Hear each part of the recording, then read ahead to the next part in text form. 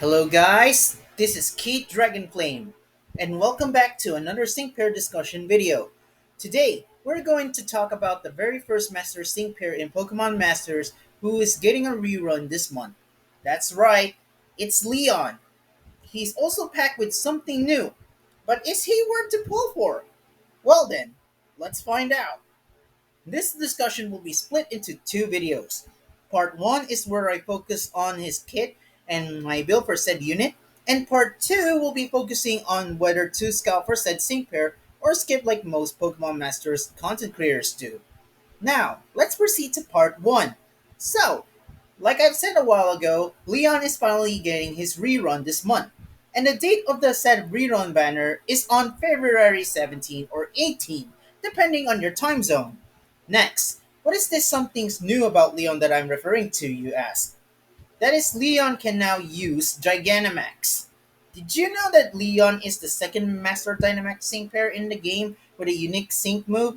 The first one is Suit Thunderbolt Red, with the best body move in the current game currently, B Bolt Tackle. Now, let's proceed with his moves. Let's start first with Hurricane. It's a special damaging flying type move which confuses the foe by 30% and never misses during rain. It's weird that Charizard had this move since Hurricane is more proficient in rain, and Charizard is useless in rain, but there is a reason behind it. Let's proceed now with Earthquake. It is a physical damaging AoE ground type move that everyone loves in the main series games, that is. It may not have any additional effects, but at least it can hit ground weak stages. Now for its primary type move, Inferno. It's a special damaging fire type move that is strong and can instantly burn the opponent. The drawback is its accuracy of 50%. So yeah. And lastly, Strike a Pose. It's Leon's trainer move which references to what he does. It reduces the user's sync move countdown by 1, raises both attack and special attack stats by 2 stat ranks, raises the user's critical hit rate by 1, and applies free move next effect. However, it reduces the defense and special defense stats by 1.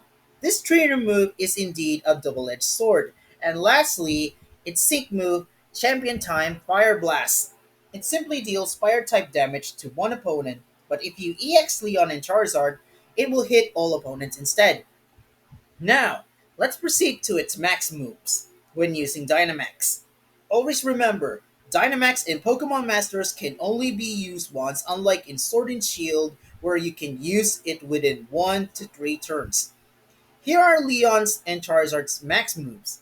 Max Airstream raises the entire team's speed stat by 2.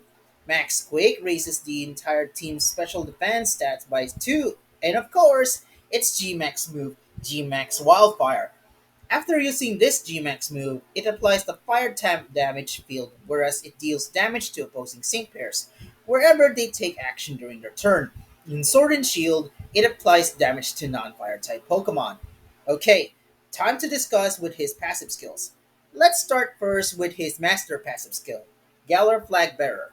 It powers up all allied sync pairs moves by 10% and reduces the attack move damage taken by all allied sync pairs by 20%. If Leon was paired with another or two Galar sync pairs, the percentage will increase. Let's proceed to Piercing Gaze, one of my favorite passive skills in the game. Remember Hurricane and Inferno with their low accuracy? That's right, all of Charizard's damaging moves will always hit. This makes Leon as one of the best burn appliers when it comes to instantly burning the opponent. Now, let's talk about MP Rekindle 2. Every time Charizard uses a move, MP will be restored but has a chance of 30%. This is basically an RNG skill.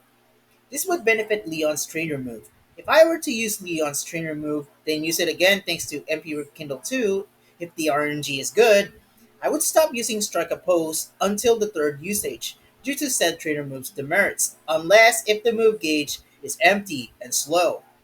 And lastly, Super Preparation 4. This will apply the super effective up next effect to the user if its moves are successful with a chance of 50%. Every time Leon and Charizard uses their moves, their passive will be in effect.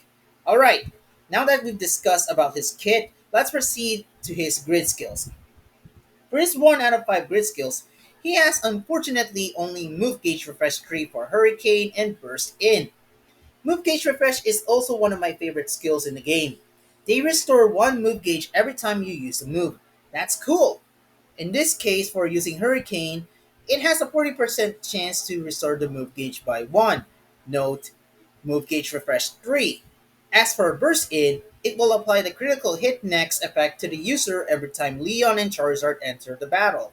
This passive is useful, especially when Strike a Post can only raise Leon and Charizard's critical hit rate by 1. Now let's proceed to his 2 out of 5 grid skills. They are mostly focused on move gauge management since the move gauge cost Charizard moves are about 3 to 4. In other words, restoring the move gauge. Move gauge refresh 3 for Earthquake to restore 1 move gauge by 40%. Move gauge refresh 5 for Inferno to restore 1 move gauge by 60% chance.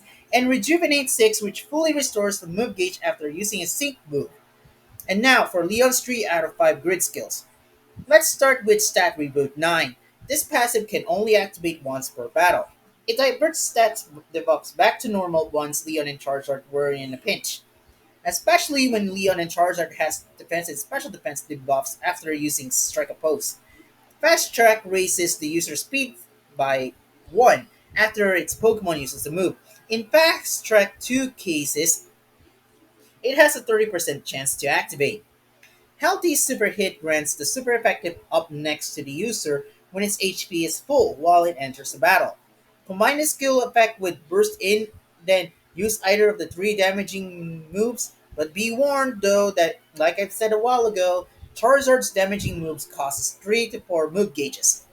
Burn Synergy 3 powers up all of Charizard's moves when the target is burned.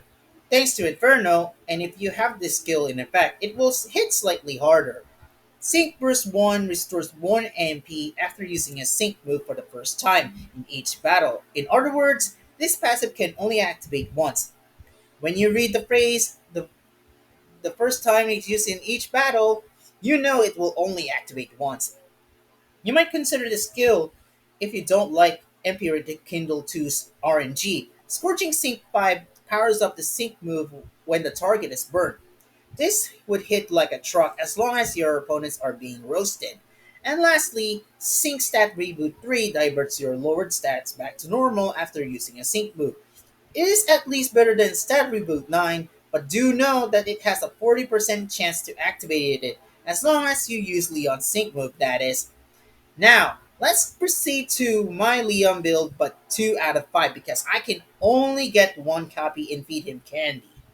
If I am pulling for him, of course. It's mostly focusing on Leon's move gauge management. See move gauge refresh grid skills of Charizard moves and Rejuvenate 6. That's what I'm going for that build, especially Burst In.